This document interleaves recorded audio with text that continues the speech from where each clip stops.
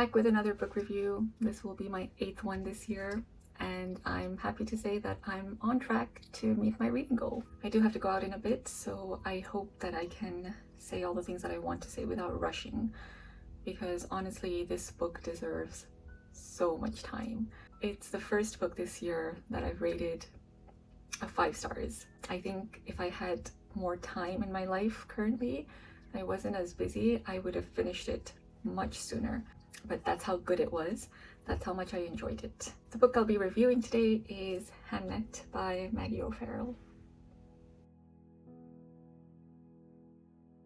This is the first book that I've read by Maggie O'Farrell, and I'm genuinely so in awe of who she is as a writer. And I don't want to make comparisons, but last year I read a book called Circe by Madeline Miller, and I found some parts of Hamnet and the way it's written and the character to be quite similar to Circe. And Circe was my top book of the year last year, and yeah, I was glad to have found those similarities because it resonated and it felt familiar. Hamnet was actually published in 2020. Crazy how I'd never heard of it until the film came out, and then it started getting attention and people started reading the novel. It is a historical fiction. It's set in the late 1600s in Stratford, England. The story is essentially a reimagination of William Shakespeare's life. Some things are true based on actual history, whereas others are made up by the author. The main characters are, of course, Shakespeare, although in the book, the author doesn't mention his name, ever. He's referred to as the Latin tutor, the husband, the father, but he's never referred to as William or Shakespeare, which I thought was really interesting. And there were many parts in the book where I was wondering, what was his name again? Shakespeare is depicted as this boy who grows up feeling very out of place in his family and in the world around him, and he's just trying to get by on a day-to-day basis, doing things that he doesn't feel passionate about. And everything changes then once he meets Agnes, who then later becomes his wife. I loved Agnes as a character and the way that the author portrays her as this very intuitive, strong-willed, independent, spiritual, passionate woman. Again, I found her very similar to Circe, and the way that she was portrayed in that book. There are some characters in books that you just really resonate with, and you almost want to be like them because they inspire you. The way they think, the way they move in the world. The plot was very interesting.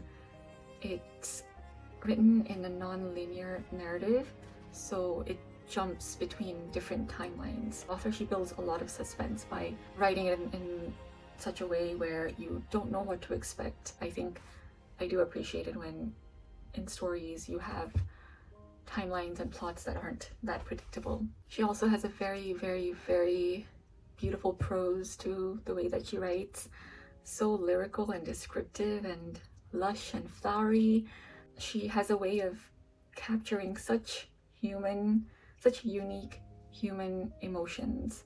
I don't know what it is about her writing and things. I just don't know what I liked so much, because after I reflected on the book and what I thought of it, I went, because I was curious to read what other people have thought of it, I went online and there were many who didn't appreciate it in the same way that I do. And I was just like, what do you mean it's boring? What do you mean that she uses too many commas and that you don't understand, like you have to read the same page again and again? But for me, it wasn't like that at all. Every word she chose to use, every sentence, every page had such richness. And my God, if one day I can be able to write in that way, I will have made myself incredibly proud. There is a point in the story where one entire chapter, I think, is dedicated to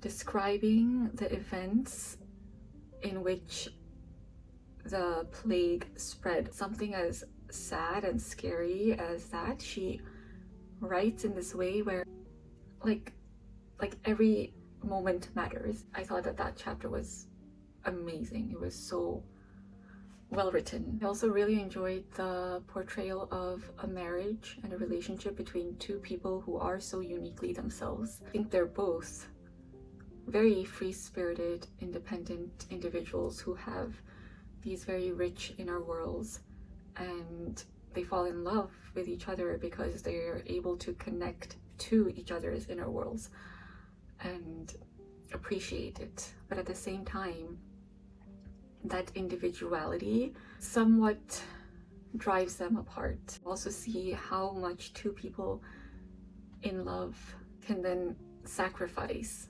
their selfish needs and wants for the other person's happiness. There's a lot of that in this story, especially from Agnes.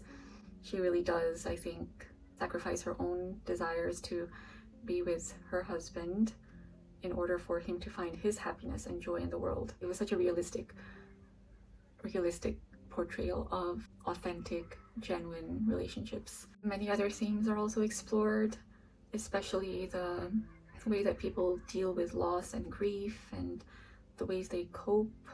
Yeah, I think all of that was just portrayed so intimately and so deeply. It was nice to have seen the film trailer before I read this book, because then I had a much better imagination in my head as I'm reading the story. She did such an amazing job of capturing the strength of a woman, a mother, a wife, a daughter, rather than me trying to find words to describe just how well written and amazing this book was. I think I'll just read a few lines. I really liked this part in the story where Shakespeare and Agnes have just said goodbye to each other, and she's sent him off to London, and then she's returning home and she's just angry that even after everything that's happened in her life, all the grief that she's gone through, the world around her is just continuing to move on. There's a woman they saw still making her decision, holding 2 pots in her hands, weighing them.